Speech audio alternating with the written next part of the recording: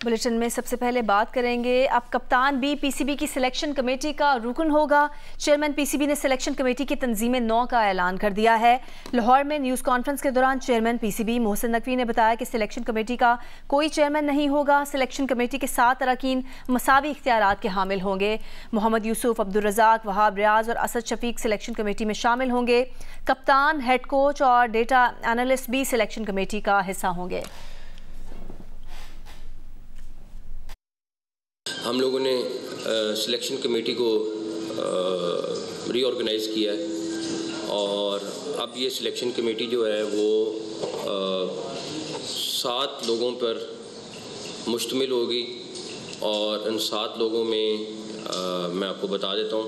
लेकिन एक जो डिफरेंट चीज़ हुई है कि अब कोई चेयरमैन सिलेक्शन कमेटी नहीं होगा। 7 के 7 मेंबर्स के पास उतनी पावर होगी जितनी किसी एक मेंबर के पास होती है और वो मेजॉरिटी पर डिसीजन करेंगे।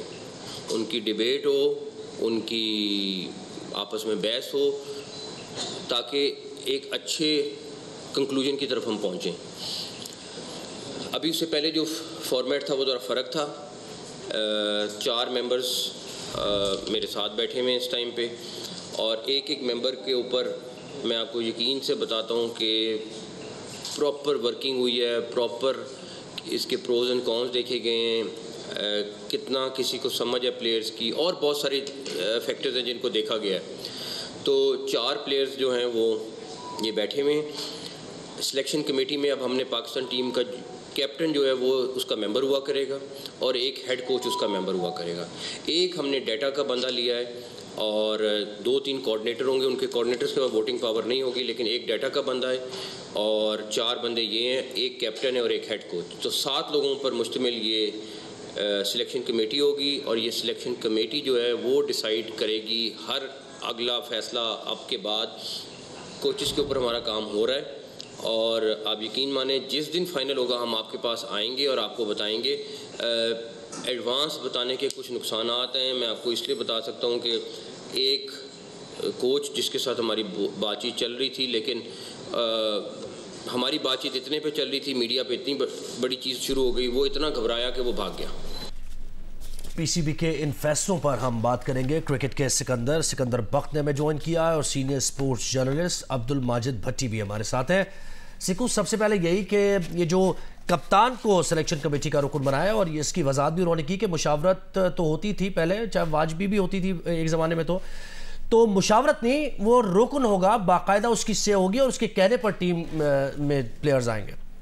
बिल्कुल सही है, इसलिए कि देखें जब टीम हारती है तो सारा नजला जो है वो कप्तान के ऊपर आता है और कोच के ऊपर होता है। टीम खिलानी किसने होती है? कोच ने खिलानी होती है। हम जब भी कभी सेलेक्टर से पूछते हैं कि जी आपने ये लड़का भेजा वो खेला नहीं, तो वो कहते हैं कि जी हम क्या करें, जी हमने तो सेलेक्ट कर लिया था, वो कप्तान ने नहीं खिलाया। तो इट्स बेटर कि कप्तान वहाँ बैठा हो, कोच भी वहाँ बैठा हो, उनको पता होगा कि उन्होंने किस लड़के को खिलाना है।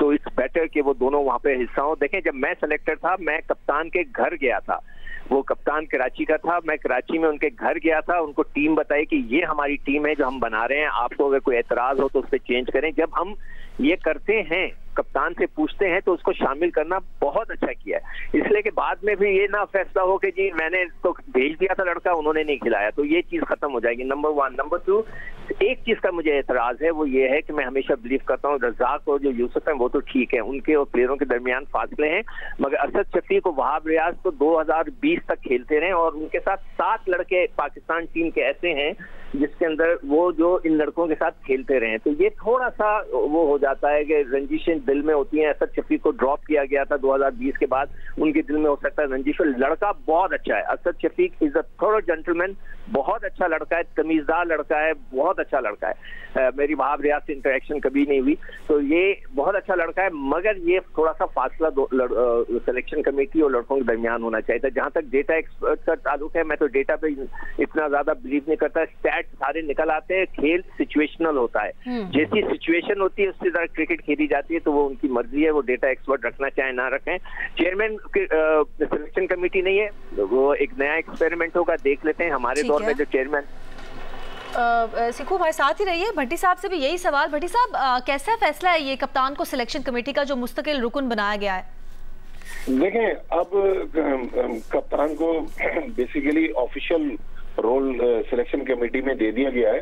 माजी में हमने देखा है कि कप्तान सिलेक्शन कमेटी का हिस्सा नहीं होते थे, लेकिन कप्तान के पास इतने इख्तियारात होते थे कि वो जिस प्लेयर्स को चाहते थे टीम में डलवा देते थे, जिसको चाहते थे टीम में मना कर देते थे कि इसको टीम में सिलेक्ट ना करें। लेकिन पाकिस्तान क्रिकेट में एक और नया तजर्बा होने जा रहा है। मुझे याद है 2019 में मिसबाउल हक को जब हेड कोच बनाया गया तो उन्हें चीफ सिलेक्टर भी बनाया गया और उन्हें बैटिंग कोच भी बनाया गया, लेकिन 1.5-2 साल में वो तजर्बा नाकाम हुआ।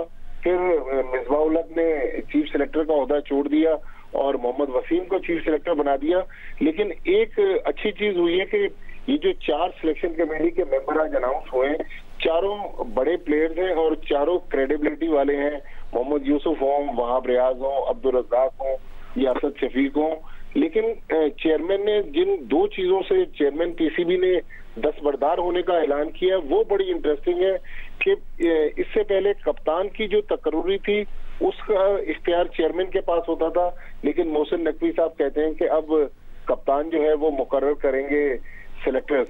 और आज उन्होंने गुफ्तगू में बराह रास्त तो ये बात नहीं की, लेकिन इंडिया दे दिया कि शायद अब शाहीन शाह अफरीदी T20 की कप्तानी बरकरार नहीं रख सकेंगे।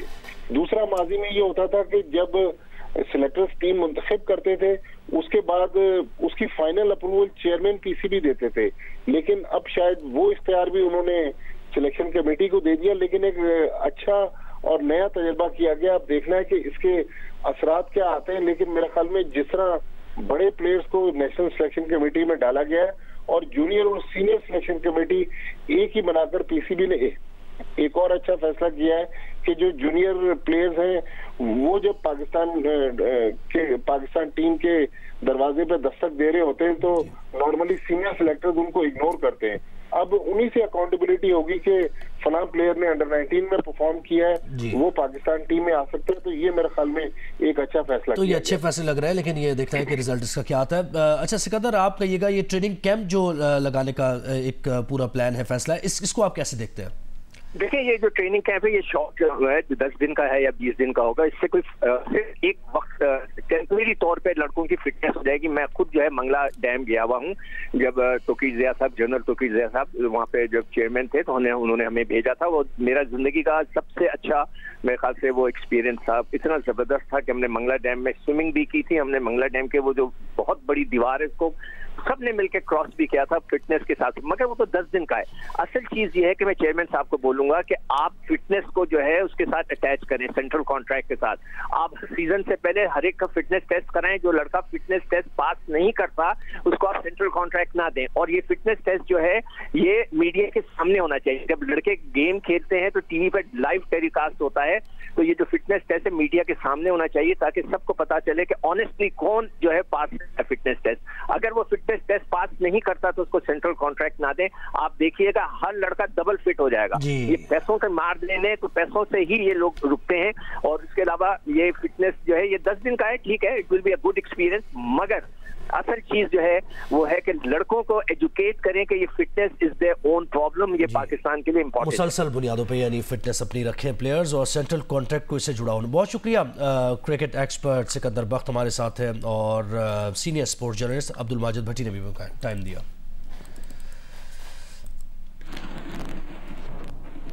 अभी बात करेंगे पाक अफगान तोरखम सरहद पर एफसी और एफआईए के अहलकार आपस में लड़ पड़े हैं।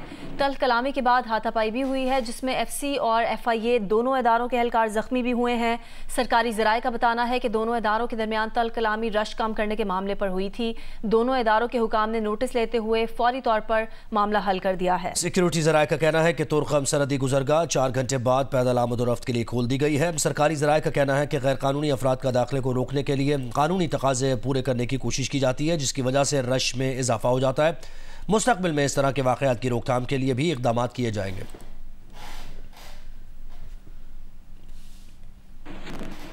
कराची में DG ranger Sindh major general Azhar Waqas की शहीद लेफ्टिनेंट कर्नल सैयद काशिफ अली के घर आमद, शहीद के अहल खाना से ताज़ियत और फातिह खानी की। इस मौके पर डीजी रेंजर सिंध का कहना था कि दहशतगर्दों के हमले हमारे हौसले पस्त नहीं कर सकते। फौज के अफसरान और जवान दहशतगर्दी से निपटने की भरपूर सलाहियत रखते हैं। कराची सोल्जर बाजार में बेटों ने रिटायर्ड पुलिस एहलकार बाप जायदाद के तनाज़े पर कत्ल करके लाश जला डाली। पुलिस ने सरकार की मुद्दत में मुकदमा दर्ज करके तफ्तीश शुरू कर दी है। तफसीलात दानियाल सैयद की रिपोर्ट में। खून सफेद हो गया। हाजिर सर्विस पुलिस एहलकार ने भाई के साथ मिलकर जायदाद की खातिर रिटायर्ड एहलकार बाप को कत्ल कर दिया। गुज़िश्ता रोज़ रिटायर्ड एहलकार सलीम अंसारी की सोख्ता लाश घर से मिली थी, जिसे हादसा करार देने की कोशिश की गई, लेकिन पोस्टमार्टम ने भेद खोल दिया। पोस्टमार्टम में इंकशाफ हुआ कि सलीम अंसारी को गला घोंटकर कत्ल करने के बाद लाश को जलाया गया। पुलिस ने वाक़याती शवाहिद और इतलात की बिना पर कत्ल का मुकदमा मकतूल के 2 बेटों मोहम्मद इमरान, सलमान और उनके नामालूम साथियों के खिलाफ दर्ज करके एक बेटे सलमान को गिरफ्तार कर लिया। मुल्ज़िम ने एतराफ़े जुर्म भी कर लिया। पुलिस के मुताबिक मकतूला की अहलिया से अलहदगी के बाद एक बेटा उसके साथ, जबकि दूसरा अपनी वालदा के साथ रिहाइश पजीर था। शुबा है कि जायदाद के तनाज़े पर कत्ल किया गया। दानियाल सैयद, जियो न्यूज़, कराची। रुझान में डाकुओं के हाथों अगवा और कत्ल होने वाले सादिक़ाबाद के 2 हुनरमंदों के लवाहिकीन अब तक इंसाफ के मुंतज़िर हैं। देखिए असलम मलिक की रिपोर्ट। सादिक़ाबाद में छतों की सीलिंग करने वाले 2 हुनरमंद एहसन फारूक और मोहम्मद शहजाद को कामकाज के लिए कॉल मौसूल हुई तो वो रुझान चले गए, लेकिन 17 रोज गुजरने के बावजूद दोनों का पता न चल सका। शहजाद के भाई को अगवा होने की इतला मिली तो वो रुझान के कच्चे के इलाके पहुंच गया, जहां से पता चला कि डाकुओं ने दोनों को मारकर लाशें दरियाए सिंध में फेंक दी हैं। मकतूल शहजाद के भाई का कहना है कि रुझान पुलिस ने सवाए मुकदमा दर्ज करने के कोई कार्रवाई नहीं की। 16-17 दिन के बाद ये अपना बॉडी मिली है और कितने दिन उन्होंने रख के मारा है, 2 दिन रखा है। मारने की वजह क्या थी? वो कहते कि सड़ना उन्होंने मजम्मत की थी। ये वहाँ पर ऑर्डर लेने के लिए गए हैं और वहाँ पे मैच करने के लिए गए हैं और कॉल आई तो वो चले गए और जब वो चले गए तो फिर वापस नहीं आ सके। 2-3 दिन बाद ये लोग गए हैं उनके पास, कुरान के वास्ते भी दिए उन्होंने लेडीज को, लेडीज गई हैं उनके पास। उन्होंने क्या उनको तो हमने मार दिया है, हम उनको आगे शिफ्ट कर रहे थे, उन्होंने हाथापाई किया, हमने उनको गोलियां मार के दरिया में फेंक दिया और के लाश डेड बॉडी दो भाई जा खुद ढूंढ लो। मकतूल एहसन फारूक जमात इस्लामी का कारकुन था, जिसके अगवा और कत्ल पर जमात इस्लामी की जानिब से 2 बार शदीद एहतजाज भी किया गया। एहसन फारूक और शहजाद के जिन्हें अगवा किया गया, फिर बेगुनाह उन्हें कत्ल कर दिया गया। हम मुतालबा करते हैं कि मरियम नवाज वजीर आला पंजाब, सिंध के वजीर आला, बलूचिस्तान के वजीर आला, वो इस चीज़ के लिए एक मुश्तरका हिकमत अमली बनाएं। डाकू हैं, जिस तरीके से वो महफूज हैं, वो किसी सहूलतकारी के बगैर इतनी हिफाजत में नहीं रह सकते। सादिक़ाबाद पुलिस का कहना है कि अगवा के वाक़े से इनका कोई ताल्लुक नहीं, जबकि रुझान पुलिस कहती है डाकू जदीद असले से लेस हैं। कच्चे के नोगो एरिया में डाकुओं के खिलाफ ऑपरेशन जारी है। मलिक असलम, जियो न्यूज़, सादिक़ाबाद। रहीम यार खान। Welcome back. नवाब शाह में ज़मीन के झगड़े में 7 जानें चली गई हैं। पुलिस के मुताबिक डहरी बरादरी के 2 ग्रोहों में तसादुम गाँव हाजी बख्श में हुआ है। वज़ीर दाखिला सिंध ज़ियाल अंजार ने वाक़े का नोटिस लेकर SSP बेनज़ीराबाद से रिपोर्ट तलब कर ली है।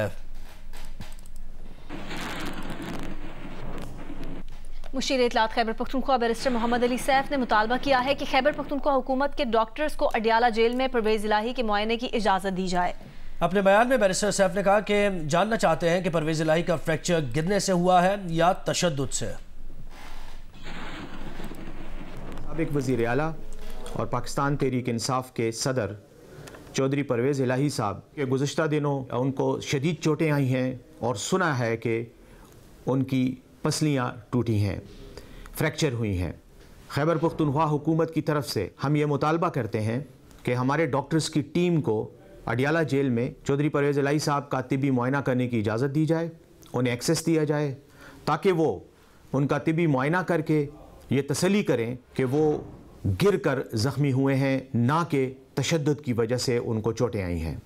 हमें शदीद तशवीश है क्योंकि पंजाब में मरियम नवाज़ की ज़ालिमाना और आमिराना हुकूमत और जिस अंदाज़ में वो अपने सियासी मुखालिफिन को तशद्दुद का निशाना बना रही हैं और ज़ाती इंतकाम पर उतर आई हैं, तो मरियम नवाज़ साहिबा फौरी तौर पर खैबर पख्तूनख्वा के डॉक्टर्स की टीम को एक्सेस दिया जाए। हम ये तसल्ली करना चाहते हैं कि परवेज़ इलाही साहब हादसे का शिकार हुए हैं, तशद्दुद का नहीं।